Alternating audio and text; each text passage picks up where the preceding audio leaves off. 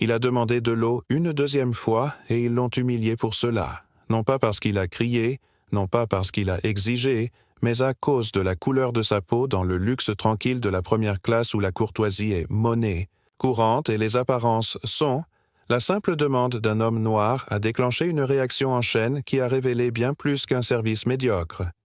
Il a exposé quelque chose de pourri, quelque chose de caché derrière des uniformes impeccables et de faux sourires. Ils ont supposé qu'il n'appartenait pas à ce groupe. Ils lui ont fait un problème. Ils ont fait en sorte que tout le monde le voit, mais ce qu'ils n'ont pas vu venir, c'est à quelle vitesse le ciel peut tomber lorsque le pouvoir est sous-estimé. Ce n'est pas seulement une histoire d'injustice à 35 000 FT. Il s'agit de ce qui se passe lorsque le système essaie d'enterrer le mauvais homme et échoue avant que nous commencions à nous le dire dans le commentaire. D'où regardez-vous, qu'auriez-vous fait dans cette cabine? Et si vous êtes prêts pour plus d'histoires qui découvrent la vérité, défient les préjugés et ne retiennent jamais, cliquez sur « Abonnez-vous » et restez avec. Nous, ce n'est que le début. Malik Carter est entré dans la cabine de première classe du vol 719 avec le même calme et l'équilibre qu'il apportait dans chaque pièce, ses pas mesurés, son bagage à main léger, son esprit fixé sur le calme.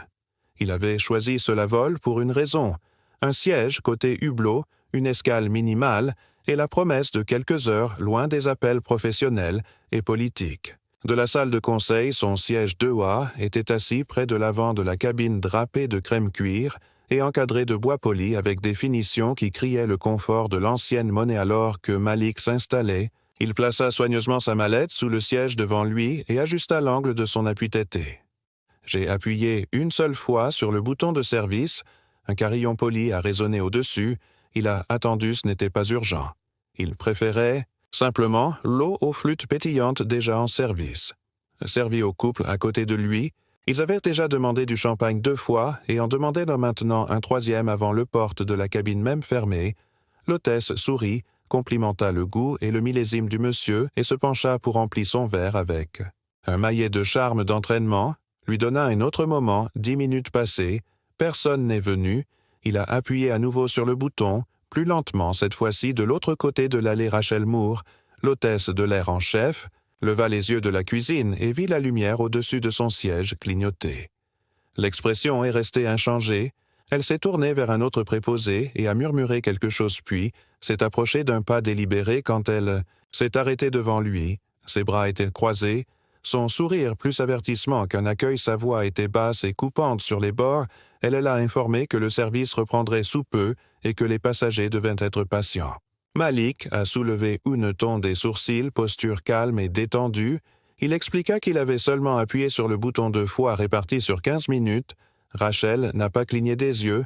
Elle a répondu d'un ton cela impliquait un défi plutôt qu'une clarification, puis elle s'est retournée et s'est éloignée. L'homme à côté de Malik a dégagé sa gorge, se souleva sur son siège. Il était plus âgé, blanc, portait un polo bleu marine et dorait des boutons de manchette qui brillaient sous les lumières de la cabine. Il se pencha en arrière, sirota son 3e verre et marmonna quelque chose, tout fort assez pour que ceux qui sont autour l'entendent, pensent probablement qu'il est dans un restaurant. Rachel l'a entendu, elle ne dit rien. Elle repassa devant la rangée de Malik quelques minutes. Plus tard, versant du vin pour une femme derrière lui, rit doucement de quelque chose que la femme a dit.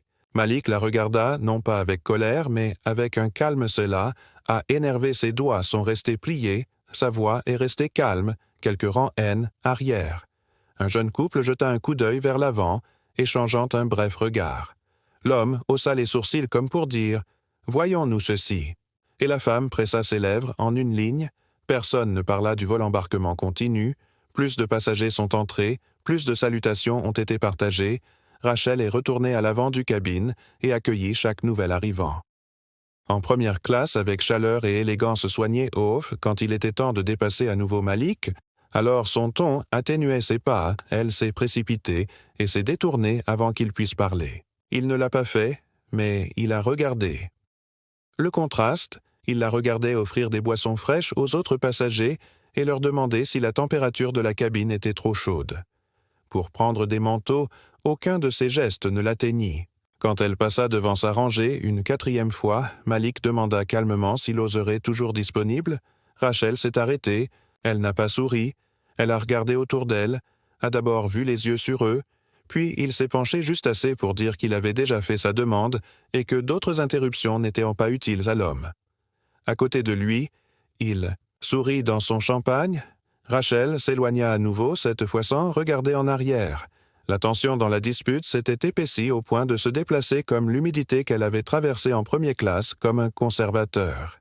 Dans un musée, s'arrêtant à certaines rangées avec le sourire se penchant pour écouter en riant de manière subtile blague, et en ignorant le poids de la tension qui pesait sur l'espace autour de ses deux A, lorsqu'elle s'est finalement rapprochée de Malik, elle n'a pas croisé son regard. Elle s'est arrêtée, poing levé, servir un plateau de vin et servir puis se retourner comme si seulement le remarquant par obligation, elle s'avança vers sa rangée, s'arrêta juste avant son accoudoir, et sans un salut où l'accusé de réception a été suffisamment fort pour que les autres à proximité puissent entendre. « Monsieur, nous avons déjà fait plusieurs demandes. Nous demandons aux passagers de s'abstenir d'interrompre le service, sauf si c'est urgent. » Son ton, bien que retenu, dégoulinait de réprimandes, sa posture rayonnait d'impatience. Elle ne demanda pas s'il avait besoin de quelque chose, elle ne lui a pas offert l'eau qu'il avait initialement demandé, il a simplement laissé planer l'idée qu'il posait problème. L'homme à côté de Malik a jeté un coup d'œil, mais a dit rien de l'autre côté de l'allée une femme jeune et posée avec des cheveux noirs soigneusement tirés derrière ses oreilles. Elle inclina légèrement la tête en regardant l'interaction se dérouler. J'ai remarqué les premiers instants, aussi. Le bouton à ignorer la boisson, jamais servi et... Maintenant, cette correction publique masquée en politique, elle se penche légèrement en avant et s'adressa à Rachel avec calme et clarté, délibérée. Je crois qu'il attend juste quelque chose que tu as oublié plus tôt, rien que de la patience. La cabine resta silencieuse pendant un moment. Rachel se retourna lentement, sourire, étiré et cassant. Merci, mais nous gérons le service comme nous sommes. Regard se porte toujours sur le revers de la veste de la femme, sur le billet caché dans la poche du siège, puis sur l'allée elle n'a pas répondu aux commentaires. Au lieu de cela, elle a attrapé le chariot de service, l'a tiré vers Rose et a appelé. Sur un autre préposé avec un signe de tête de rideau quelques instants plus tard, Rachel était revenue et a poliment demandé à la femme de rassembler ses affaires. Il y a eu une mise à jour de dernière minute, a-t-elle expliqué.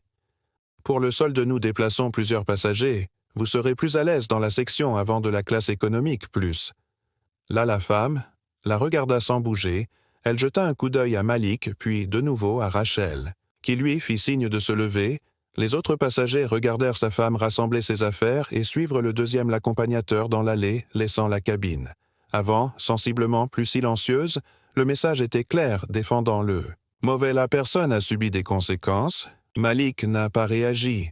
Il a légèrement déplacé son poissil, s'est adossé à son siège et a croisé ses mains sur ses genoux, mais ses yeux ne regardaient plus par la fenêtre qu'ils avaient verrouillée. Rachel, concentrée et calculatrice, a continué son service, mais son rythme quelque chose a vacillé dans la cabine. S'était déplacé de quelques rangées vers le bas, un plus ancien. Le monsieur a baissé son journal. Un autre passager a ajusté ses écouteurs, mais a gardé une oreille ouverte. Tout le monde avait entendu. Échange, tout le monde avait vu le résultat, mais personne n'a dit un mot. Le silence à nouveau a fait plus de dégâts que de bruit. Rachel est retournée à la cuisine où elle a murmuré à un autre préposé son ton bas et ferme. Sa mâchoire se tendit alors qu'elle faisait un geste vers le siège occupé par Malik Puis, vers l'arrière de l'avion quand elle l'a fait. Ce n'était pas avec des rafraîchissements ou un service, c'était avec des papiers qu'elle a réussi en un regard, puis se baissa derrière le rideau près de la cuisine et sortit sa tablette en quelques tapotements. Ao a ouvert un système de messagerie interne de l'équipage et a commencé à taper son message n'était pas un demandé qu'il s'agisse d'une entrée officielle dans le journal de bord de l'équipage, un enregistrement numérique que chacun membre du personnel de bord pourrait accéder au sujet. Passager Malik, carte et résumé. Historique des incidents antérieurs. Noté dans les enregistrements hérités, comportement potentiel, drapeau, surveillant ses doigts, s'arrêtent puis tapent une ligne de plus pour éviter l'escalade sauf, si absolument nécessaire, le langage. Était prudent, mais l'intention était claire. N'a fourni aucune preuve à l'appui, aucune citation, juste assez d'ambiguïté pour soulever une ombre en quelques secondes, un léger ping a atteint l'appareil de Jake Ellis, un agent de bord junior. Avec 2 ans d'expérience et une tendance à observer plus qu'il ne parle, Jake était actuellement en train d'organiser les plateaux de service dans la cuisine arrière. Lorsque l'alerte a clignoté sur son écran, il l'a ouvert par habitude et l'a parcouru le mot s'arrêtèrent. Alors une ride se forma sur son front. Il regarda vers le rideau séparant la première classe du reste de l'avion, puis, descendant l'allée où il avait remarqué Rachel chuchoter « Plus tôt, quelque chose est tombé », il savait comment ces entrées fonctionnaient, suffisamment vague pour être à l'abri de l'examen des RH, suffisamment précis pour orienter perception. Jake tapota l'écran puis hésita. Il n'y avait pas eu de raison préalable, incident pas de voix élevée, pas de confrontation. La seule chose que Malik avait, ce qui était fait, c'était de rester assis tranquillement, d'appuyer 2 fois sur le bouton de service et de supporter d'être ignoré. Jake se pencha sur le côté et demanda doucement à l'un de ses collègues s'il y avait eu quelque chose d'inhabituel au début. La réponse vint, dans un murmure bas. Non, rien, juste l'habituel, mais quand Jake a fait défiler la page, il a vu que Rachel avait déjà marqué le journal pour un suivi. L'implication était claire si quelque chose n'allait pas pendant cela. Vol remonterait à un siège à un homme. Jake s'avança pour demander Rachel, dès qu'il la trouva près du distributeur de boissons, triait calmement les bouteilles de vin et réapprovisionnait les crèmes. Il parla son nom, sa voix polie mais ferme. Elle leva les yeux avec une expression contrôlée, un sourcil arqué en réponse. Il a demandé si l'entrée avait été faite par erreur. Il a dit qu'il n'avait vu aucune perturbation. Rachel n'a pas cligné des yeux. Sa voix est tombée. Juste. Au-dessus d'un murmure sec et précis, il n'a pas besoin de faire quoi que ce soit pour être un problème. La mâchoire de Jake se serra. Il demanda à nouveau s'il y avait eu une plainte ou si l'entreprise avait signalé quelque chose. Rachel lui lança un regard lent et mesuré, puis elle s'approcha et baissa la voix encore plus, et a dit que s'il avait des questions sur son jugement, il préférerait peut-être une réaffectation. Ce mot étant réglé dans l'olaire entre eux comme une pièce de monnaie, Jake ne dit rien. Elle s'éloigna de la menace et était clair qu'il comprenait ce que signifiait la réaffectation. Cela ne signifiait pas une résiliation immédiate. Cela signifiait planification de l'enfer, verglas sur les routes du Midwest, moins de trajets internationaux, moins de pourboires, moins de visibilité. Cela signifiait coincé dans un coin sans dire un mot. Jake retourna à son poste. Le message a été reçu. Rachel est passée délibérément en première classe à nouveau avec un vernis de renforcement professionnalisme. Elle a vérifié chaque rangée et a souri à tous les visages, sauf un à chacun autres passagers ont eu leur repas servi l'heure. Boissons rafraîchies leurs besoins discrètement rencontrés. Malik, toujours assis avec la posture parfaite, n'avait rien à voir avec l'histoire qu'elle écrivait autour de lui, maintenant, croché dans le système. Le journal de la tablette signifiait que les futurs équipages verraient son nom et feraient une pause. Ils porteraient un subtil lassitude dans chaque interaction, se préparant à un conflit qui n'avait jamais eu lieu était codé dans le système. Non pas comme une personne, mais comme un modèle derrière l'8 passagers du 3C. Un homme d'âge moyen qui travaillait sur un ordinateur portable depuis l'embarquement a commencé à remarquer le différence. Il leva les yeux, fronça légèrement les sourcils et suivit les mouvements de Rachel lorsqu'elle le servit à nouveau. Il demanda à l'homme devant Rachel sourit et le rassura en lui disant que tout était sous contrôle, que certains passagers avaient besoin d'un peu plus de gestion. C'est l'expression qu'elle a utilisée. Gestion, elle n'a pas élaboré, elle n'avait pas besoin de la graine avait été plantée. L'homme est retourné à son ordinateur portable, Rachel expira et se détourna.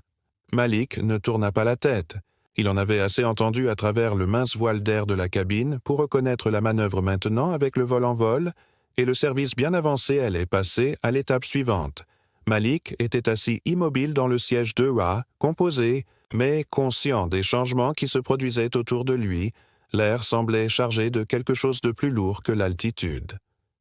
Les conversations plus longues s'attardèrent et s'éteignirent lorsqu'il leva les yeux vers l'homme assis, en face de lui dans l'allée. Celui-là même qui avait ri plus tôt le regardait maintenant avec la satisfaction suffisante de quelqu'un qui regarde quelqu'un sinon couler lentement. Puis c'est arrivé. Rachel est retournée à Malik Row, pas avec un plateau, sourire. Mais, avec un presse-papiers à la main et une urgence fabriquée dans sa voix, elle a informé qu'en raison d'une réaffectation tardive à l'embarquement, son siège était en cours de réattribution. Elle a utilisé des mots comme nécessité opérationnelle et protocole de réaffectation des passagers comme s'ils signifiaient quelque chose de concret. Malik n'a pas bougé. Il demanda calmement des éclaircissements. Son niveau de voix n'était pas conflictuel. Rachel haussa le ton. Son ton juste assez pour que les rangées environnantes entendent alors, monsieur. Je ne suis pas obligé de expliquer chaque détail. C'est une procédure standard si vous n'êtes pas en mesure de vous y conformer. Peut demander une intervention. L'implication dans ses paroles flottait dans l'air comme un guillotine de l'autre côté de l'allée. Un passager a augmenté le volume en faisant semblant de ne pas remarquer qu'une autre femme a jeté un coup d'œil. À son téléphone, soudainement absorbé par sa maison Malik, se leva lentement, ramassa son carnet et souleva son sac sans plainte. Il n'a rien dit de plus. Rachel, ayant gagné le moment, fit un geste vers l'arrière de l'avion, où un siège vide près des toilettes attendait pendant que Malik descendait l'allée. Semblait plus long qu'il ne l'était. Chaque pas résonnait du poids inexprimé du jugement. La cabine semblait s'étirer silence rompu seulement par le tintement occasionnel des verres et le murmure lointain des rires des passagers inconscients ou indifférents à ce qui venait de se passer lorsqu'il a atteint l'arrière. L'hôtesse de l'air, nommée Grace, lui fit signe de s'asseoir et son expression trahissait une lueur d'hésitation comme si elle avait des questions qu'elle n'avait pas le droit de poser.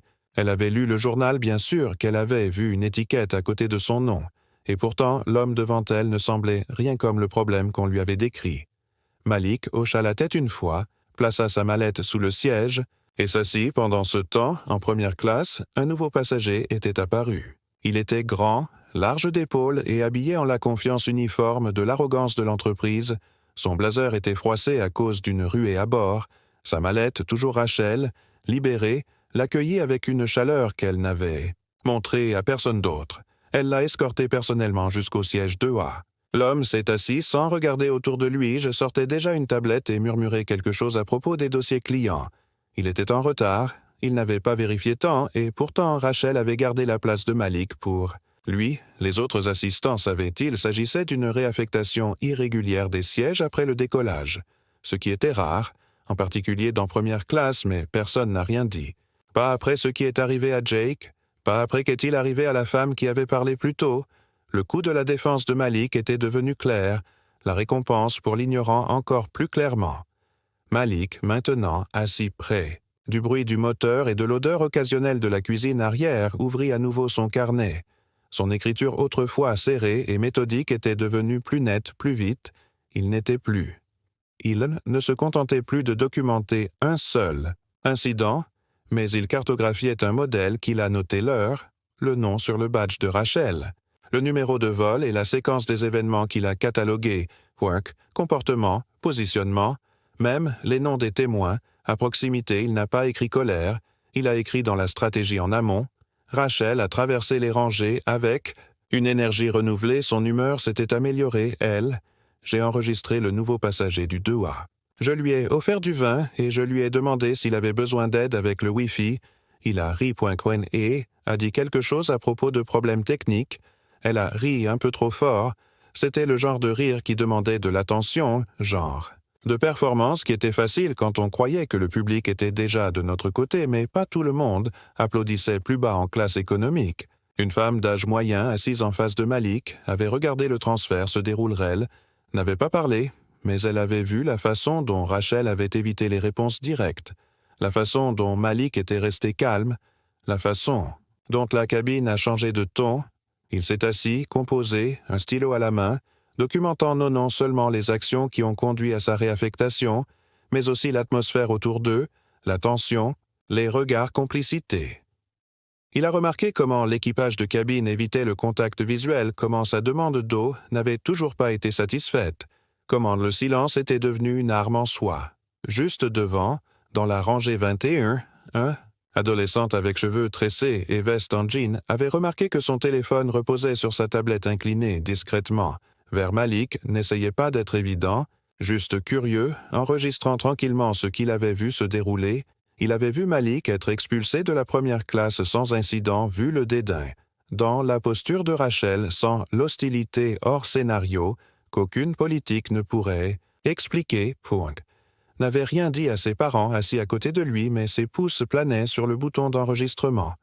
Avec, quelques instants plus tard, Rachel passa avec le chariot de boisson, expression pratiquée et agréable. Elle s'arrêta. Lorsqu'elle remarqua la position du téléphone, son sourire éclaircit son tonnelle à laisser tomber. Elle a demandé à voir l'appareil. Le garçon a hésité.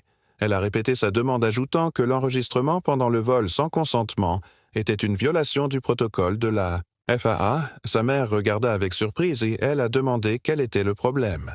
Rachel souriait toujours et a dit calmement que l'enregistrement non autorisé posait un problème de sécurité, risque qu'elle exige que la vidéo soit supprimée immédiatement.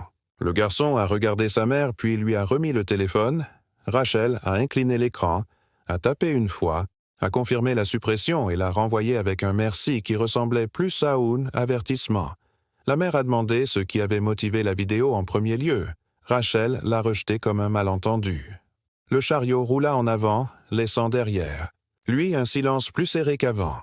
Malik avait vu l'interaction. Il n'a pas bougé, n'a pas réagi, mais une partie de lui a enregistré ce qui venait de se passer, tenté d'effacer le seul témoin indépendant de ce qui s'était déroulé. Il a jeté un coup d'œil, écrivit une autre ligne plus lentement cette fois-ci, une rangée derrière lui, une jeune fille d'environ 6 ou 7 ans, murmura à son père que sa voix était douce, mais dans le calme de la cabine, il portait avec une clarté étrange pourquoi il déplace. Cet homme était-il en difficulté? Le père baissa visiblement les yeux mal à l'aise. Il ne dit rien au début, puis il répondit à voix basse que, parfois, les adultes font des choses qu'ils ne peuvent pas expliquer. La fille n'a pas compris d'impresser à nouveau. Il regarda vers le siège de Malik et dit seulement que tout allait bien, mais la cabine entendit sa question de tête se tourner subtilement, les sourcils froncés.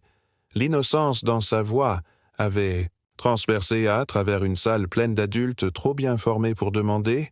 Malik l'a entendu aussi, il ne s'est pas retourné. Il a simplement fermé son carnet et a posé ses mains sur ses genoux. Les dégâts n'ont jamais été les plus bruyants. Mots dans lesquels il vivait, les omissions prudentes, les tasses vides, les vidéos effacées, la manière un enfant pouvait sentir ce que les hommes adultes refusaient de dire dans la cuisine. Rachel s'appuyait contre le comptoir en sirotant de l'eau alors qu'elle parcourait à nouveau le manifeste de l'équipage. Elle appuya sur le nom de Malik pour vérifier son rapport d'incidentité horodaté et visible pour l'entreprise. Elle a relu son entrée précédente puis a ajouté un passager de suivi de courte durée, a été déplacé pour des raisons d'efficacité.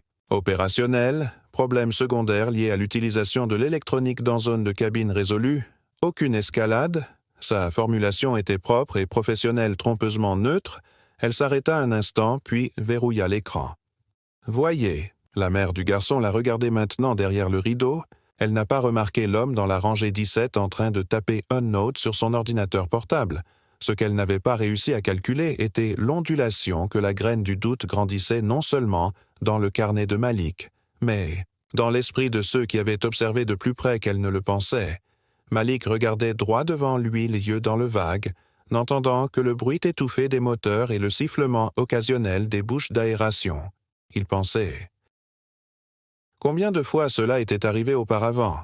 Non seulement à lui, mais à d'autres qui n'avaient ni carnet, ni témoin, ni non cela, comptait une fois que l'avion atterrissait. Mais quelque chose semblait différent cette fois-ci. Il y avait une lenteur dans l'air, un rassemblement, un élan. Quelque chose se construisait derrière le silence.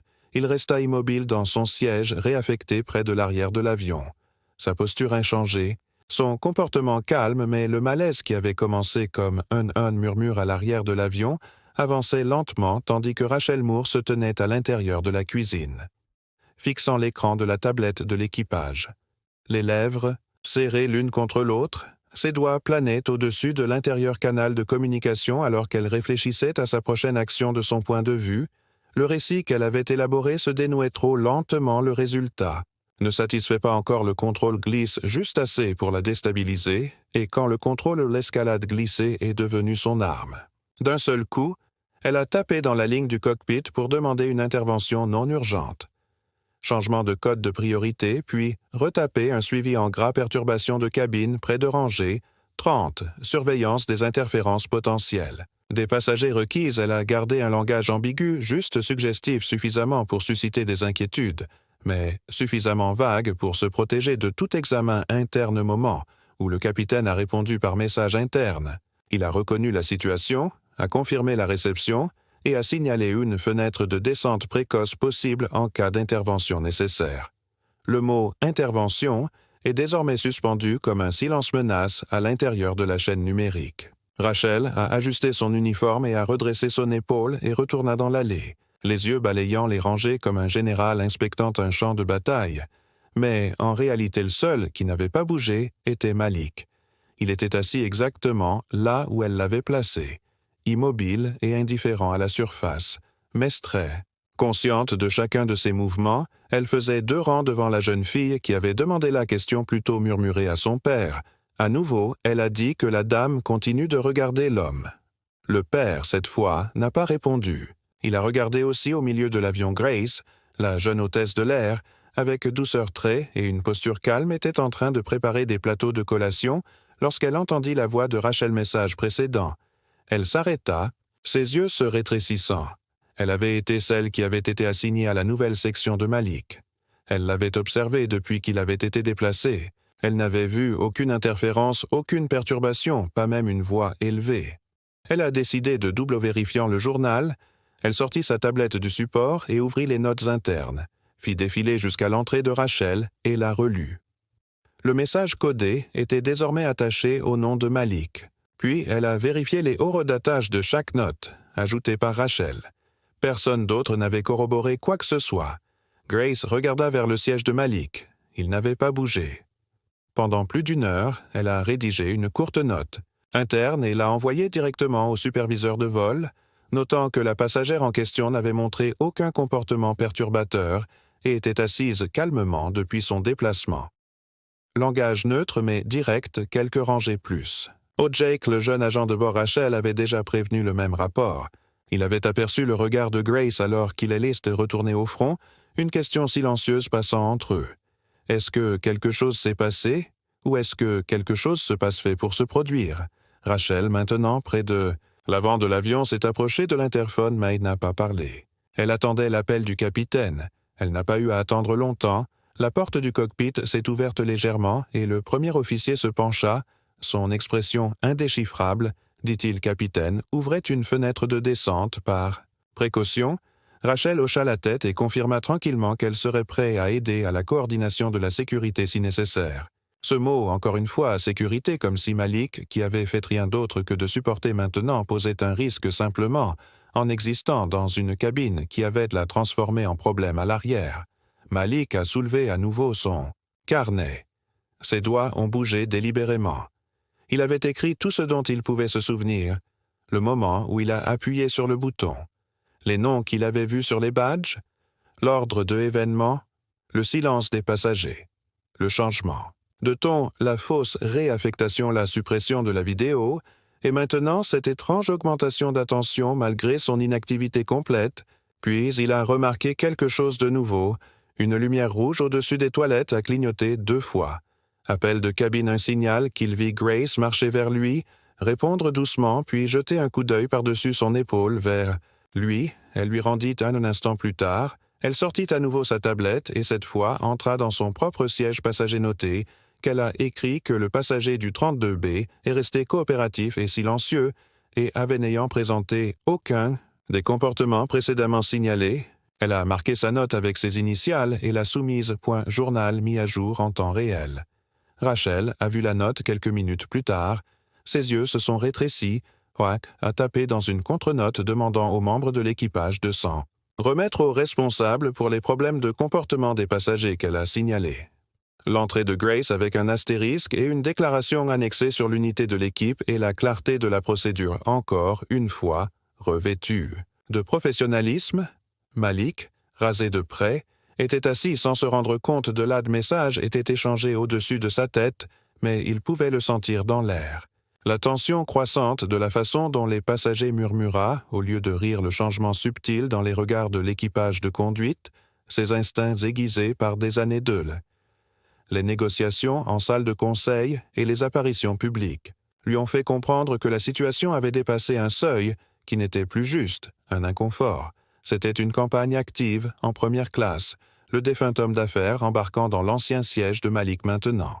Il dormait, confortablement sous une couverture polaire. Rachel lui apporta une autre boisson et une deuxième serviette chaude. Il ne la remarqua pas. Tout ce dont il n'avait pas besoin près de l'arrière, le père de la fille curieuse avait. Finalement, Malik Carter ouvrit son téléphone et s'assit, sur le siège étroit qui lui avait été attribué, à l'arrière du véhicule. L'avion toujours composé, mais ne se contentant plus d'observer, il en avait assez vu, il avait enregistré suffisamment, il avait attendu assez longtemps, avec un souffle silencieux. Il atteignit Dance la poche intérieure de son blazer et a récupéré un appareil noir mat mince identique à n'importe quel smartphone Modernéa.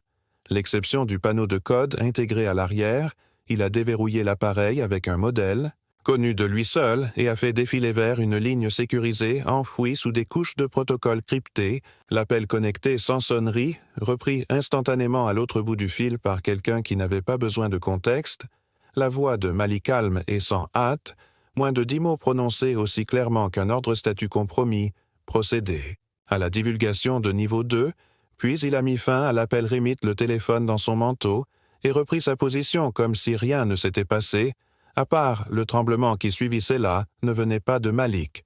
Cela venait du cockpit car, 3 minutes plus tard, le panneau de contrôle du capitaine a clignoté avec une notification de priorité prioritaire, clignotant en rouge sur fond de routine mère d'Ambre Alert qu'il portait le sceau crypté de Sky One Global Aviation Holdings et le directive urgente de Dwight Authorities. Son président adressé directement au capitaine, le message disait « Suspension immédiate de ligne de conduite actuelle concernant le passager Carter, s'abstenir de toute interaction supplémentaire, attendre de nouvelles instructions. » Du bureau de sécurité exécutif, le visage du pilote s'est vidé alors qu'il le lisait.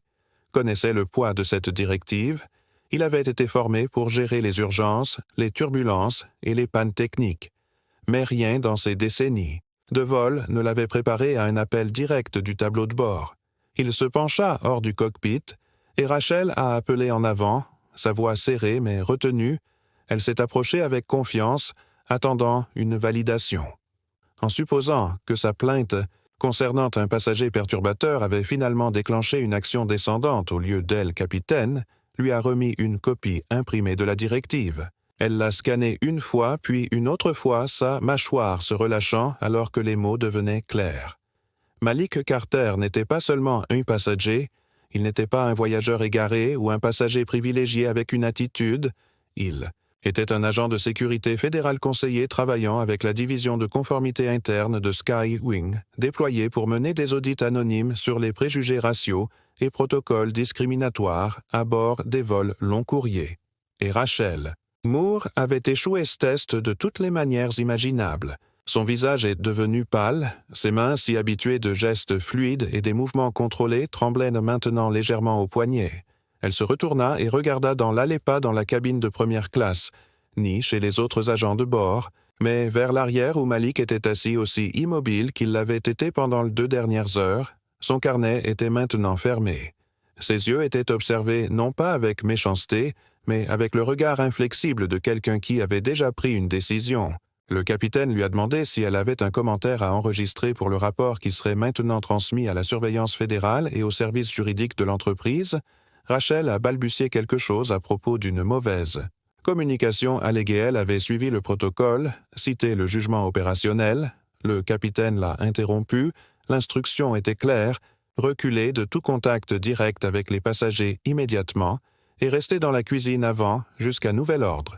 Jake, j'ai regardé depuis le rideau, j'ai saisi le changement instantanément. La grâce, positionnée près du milieu d'un avion, a reçu le mise à jour sur sa tablette quelques secondes plus tard, et senti le poids se soulever de sa poitrine. Malik n'avait pas été abandonné. Il avait attendu, Préparer et exécuter le reste de l'équipage a maintenant reçu l'ordre de poursuivre ses opérations normales et de reporter toutes les tâches liées à Malik à la réponse de l'exécutif, équipe, en attente à l'arrivée, et s'abstenir de modifier les journaux. Précédemment saisissent la cabine. Rien n'a été annoncé, aucun carillon n'a retenti, aucune turbulence n'a secoué l'avion, mais l'ambiance a changé, comme si l'avion avait légèrement incliné. Malik ferma les yeux pour la première fois depuis des heures bref, instants, non pas par épuisement, mais par manque de contrôle, avait été la vérité rétablie avait été reconnue. Plusieurs se sont soulevés. L'adolescent qui avait filmé l'incident précédent a remarqué que Rachel n'était pas passée depuis un certain temps. Sa mère a vérifié son téléphone et a vu une déclaration de Sky 1 commençant à diffuser dans certains canaux d'investisseurs un bref avis interne confirmant qu'un examen de conformité de sécurité avait été effectué sur le vol 719 et que les procédures de réponse des dirigeants avaient été initiées. Malik Carter resta assis près de l'arrière, ses mains calmement jointes en haut, son carnet fermé, sa respiration, l'énergie dans la cabine s'était complètement déplacée, non pas avec le bruit ou l'annonce, mais à travers le silence-différence qui se voit maintenant dans la posture. De chaque membre d'équipage qui a dépassé sa rangée d'ego lui parlait à moins que ce soit nécessaire, personne ne l'ignorait non plus, il se déplaçait simplement avec la conscience que tout ce qui avait été supposé à son sujet ne s'appliquait plus. Rachel Moore se limitait désormais à la cuisine, avant n'avait pas été vue depuis près d'une heure. Son retrait du service actif fut silencieux mais total. Et tandis que les laisses autres préposés continuaient leurs tâches avec une nouvelle tension derrière leur sourire, aucun n'osait défier l'invisible périmètre autour du siège de Malik. À l'avant, dans le cockpit, le pilote a examiné la liste de contrôle de descente finale, mais son attention continuait à dériver vers l'enveloppe scellée qui reposait maintenant sur la console à côté de lui. Un document, physique remise, en main propre à son bureau de l'aéroport quelques jours auparavant, marqué d'instructions strictes de ne pas ouvrir à moins contacté par le commandement de sécurité exécutif, indiquant que le contact avait eu lieu 1 heure plus tôt.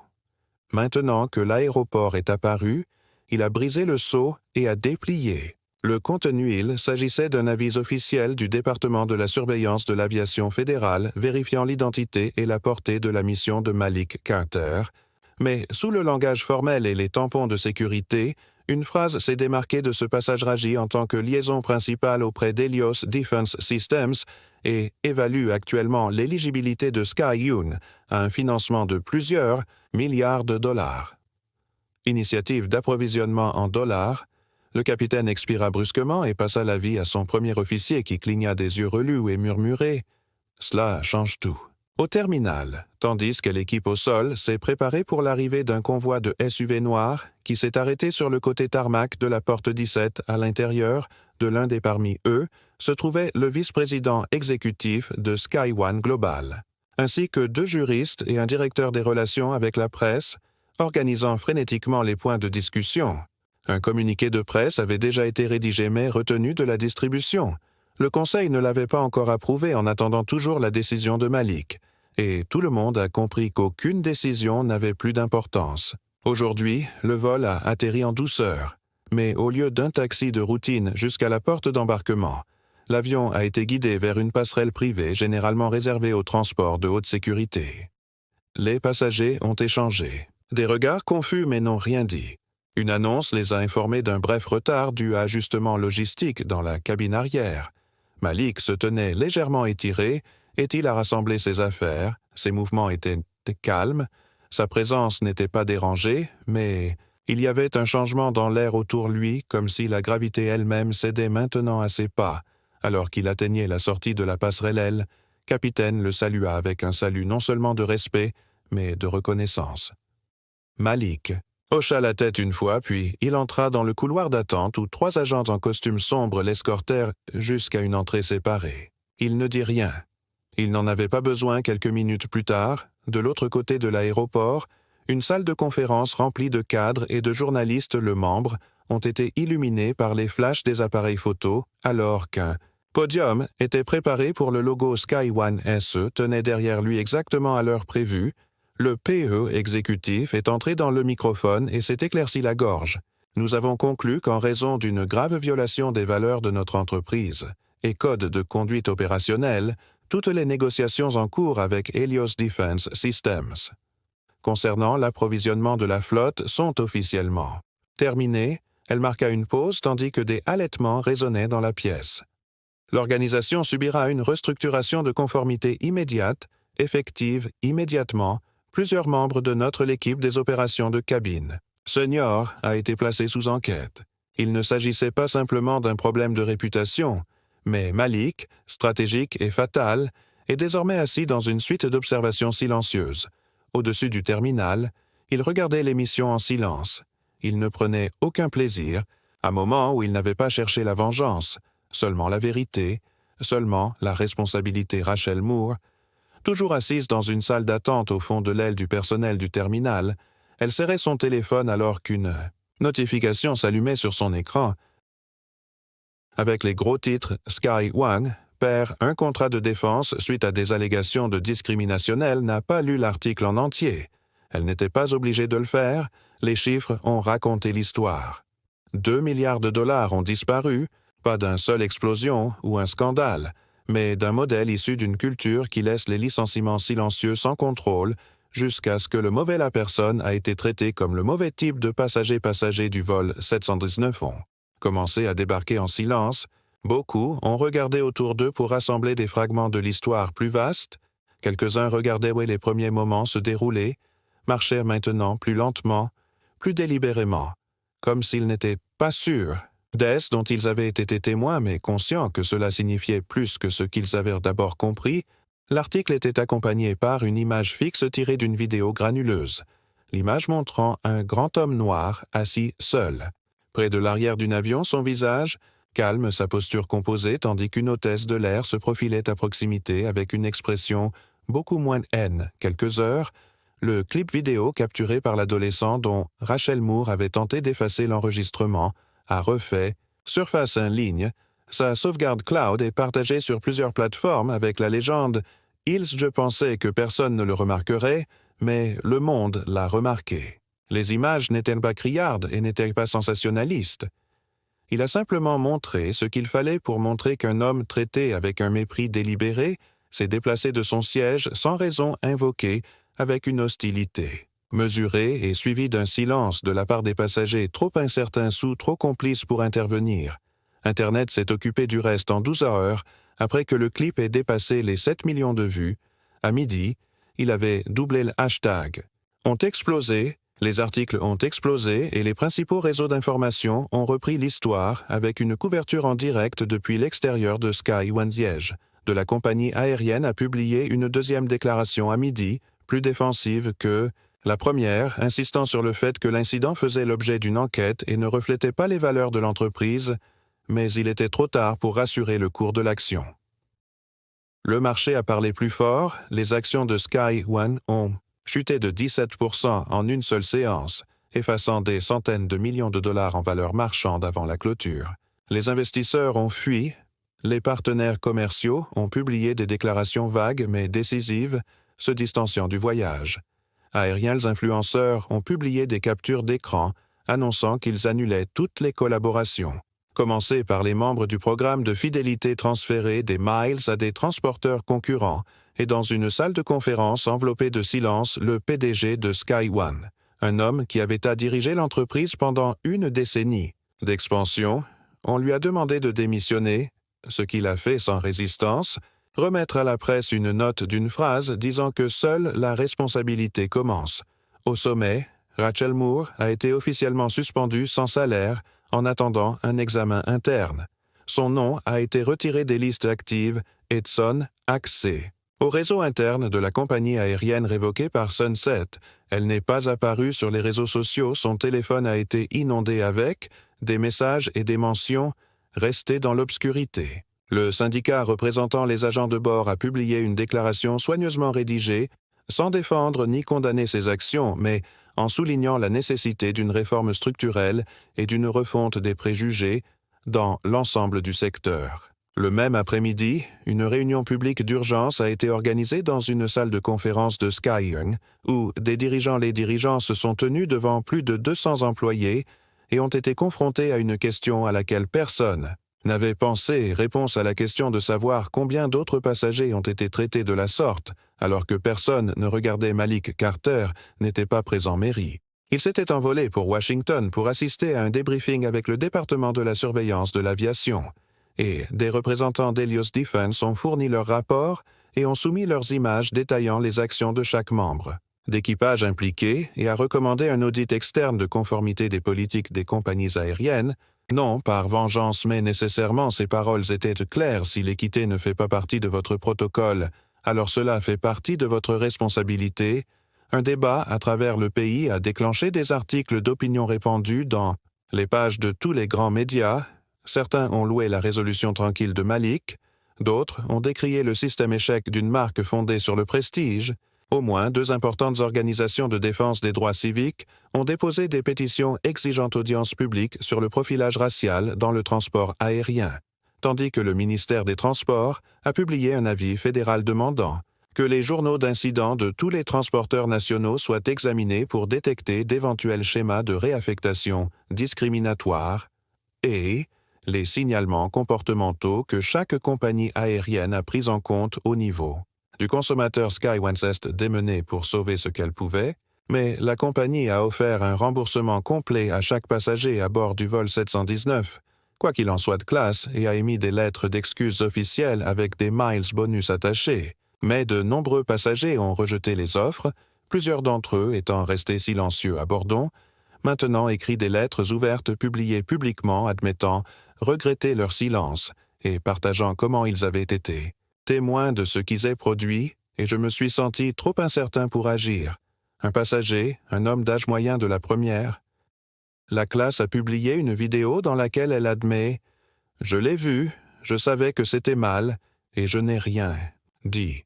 Cela ne se reproduira plus, point ironique, retournement de situation. » L'adolescent qui avait mis en ligne la vidéo a été contacté par plusieurs organisations de défense des droits proposant bourses d'études. Son clip n'avait pas seulement exposé l'injustice, il avait forcé la mère du garçon à rendre des comptes quand contacté pour un commentaire, il a déclaré qu'il savait simplement que ce qu'il avait vu n'était pas correct et qu'il ne voulait pas rester silencieux dans les jours qui ont suivi. Les concurrents ont commencé à ajuster leurs propres procédures en mettant en œuvre des enquêtes anonymes et en réévaluant la formation des équipages programmes et le déploiement d'audits DI avant que les médias puissent demander un mémo à l'un d'eux. Le PDG rival a déclaré « Le coût de l'ignorance des préjugés n'est plus seulement moral, c'est opérationnel. » Dans un monde de plus en plus façonné par l'optique et la responsabilité, ce qui a commencé comme un incident sur un vol à devenir une étude de cas sur l'effondrement d'une entreprise des mois, se sont écoulés après l'incident du vol 719. Mais l'ombre qu'il plâtre ne s'estompait pas. Il s'étendait au-delà des murs du siège de la compagnie aérienne, au-delà des portes du terminal, au-delà de gros titres qui ont depuis été remplacés par de nouveaux scandales, de nouvelles catastrophes, de nouvelles distractions encore pour ceux qui sont là au fond. L'histoire n'était pas terminée, elle avait seulement commencé à s'installer à Malik Carter. Il est retourné à son travail, non pas avec triomphe, mais avec une résolution plus profonde. Il a rencontré les régulateurs, les a conseillés sur le nouveau gouvernement fédéral cadre de responsabilisation en matière de biais dans l'aviation et a contribué à élaborer la première norme de formation complète qui protocole d'équité, obligatoire pour tous les membres d'équipage, quelle que soit leur ancienneté. Son nom a commencé à circuler non pas comme une victime, mais comme un catalyseur, discrètement et délibérément sans fanfare. Il a aidé à démanteler les mécanismes, même qui avaient autrefois tenté de l'effacer, mais tandis qu'il avançait, quelqu'un d'autre l'a fait sur un chemin très différent. Rachel Moore, maintenant dépouillée de son uniforme, son titre, son identité de gardienne du luxe face au miroir, de conséquences qui ne faibliraient d'où pas dans les semaines qui ont suivi sa suspension. Elle a évité la nouvelle et a supprimé ses réseaux sociaux comptes rendus médiatiques et demandes d'interviews refusées. L'appel a mis fin aux excuses, celle n'est jamais venue. Elle a passé ses journées en silence, errant entre les emplois temporaires et l'anxiété poursuivie non pas par des manifestants ou des poursuites judiciaires, mais par la conscience qu'elle avait tout perdu à cause de quelque chose qu'elle possédait autrefois. Je pensais que c'était normal, mais ce n'était pas normal. Ça ne l'avait jamais été, et le monde avait simplement cessé de faire semblant du contraire un matin, plusieurs mois après son licenciement. Rachel est entrée dans le centre communautaire à 3 pâtés de maison de son appartement. Ce n'était pas un endroit où elle était déjà allée. Avant qu'elle n'entre, incertaine, tenant un morceau de papier plié, le dépliant imprimé pour une justice raciale locale à but non lucratif qui était apparu dans sa boîte aux lettres. L'organisation ne lui a pas posé de questions sur son CV, mais sur elle, intentionnellement, elle n'a pas menti, elle a dit « J'ai besoin de comprendre ce que je n'ai pas fait, ils ne l'ont pas fait ». Offrir le pardon, ils ont offert de l'espace. Rachel a commencé à faire du bénévolat 2 fois par semaine, répondre au téléphone, organiser les placards de rangement, lire des dossiers qu'elle aurait autrefois parcourus avec détachement tel, a assisté à des ateliers, a écouté les gens raconter leurs histoires et n'a rien dit pendant longtemps. Elle n'a pas parlé puis lentement, elle a commencé à poser des questions qu'elle a apprises sur les implicites biais concernant le langage codé, sur la façon dont un système se maintient, et non par des moyens manifestes cruauté, mais à travers des suppositions silencieuses, et dans ce silence, Rachel a commencé à changer non pas publiquement, ni performativement, mais lentement, comme un dégel depuis près d'un an après le vol 719. L'organisation a reçu une demande d'une société de radiodiffusion nationale prévoyant un documentaire sur le changement institutionnel dans le transport aérien. Ils ont demandé les 2 points de vue blessés et ceux qui avaient causé du tort mais choisi de grandir. Rachel a décliné puis elle reconsidéré. Elle a dit qu'elle ne participerait qu'à une seule condition. Elle voulait parler directement à Malik Carter, pas pour la télévision, pas pour l'absolution, mais pour la vérité. Le message a été délivré par les canaux appropriés. Malik, lorsqu'il l'a reçu, a lu en silence la note qu'il avait prise 3 jours auparavant. En répondant, il a convenu que la réunion avait été organisée dans un espace de discussion modéré à Washington, un lieu neutre utilisé pour les forums de réconciliation. Pas de presse, pas de caméra, juste 2 chaises, une table et un verre d'eau, entre eux. Rachel est arrivée tôt, elle s'est assise nerveusement, les mains tremblant légèrement. Malik est entré exactement à l'heure. Il ne portait pas de costume, pas d'épingle, juste un chemise grise et yeux calmes. Il la salua d'un signe de tête, elle leva les yeux et murmura le mot qu'elle avait répété pendant des semaines. « J'avais tort. Je pensais que je faisais mon travail, mais je vois maintenant que je protégeais quelque chose de brisé. Je ne demande rien. J'avais juste besoin de le dire. » Malik a écouté fort, puis il a parlé. Sa voix était calme, ferme, mesurée. « Je ne l'ai pas fait. J'avais besoin que tu le dises. Pour moi. J'avais besoin que tu le dises pour toi-même. » Il lui tendit la main. Elle l'a pris. Ils ne parlèrent pas longtemps après cela. Ils n'en ont plus eu besoin. Des mois plus tard, l'histoire a été partagée publiquement.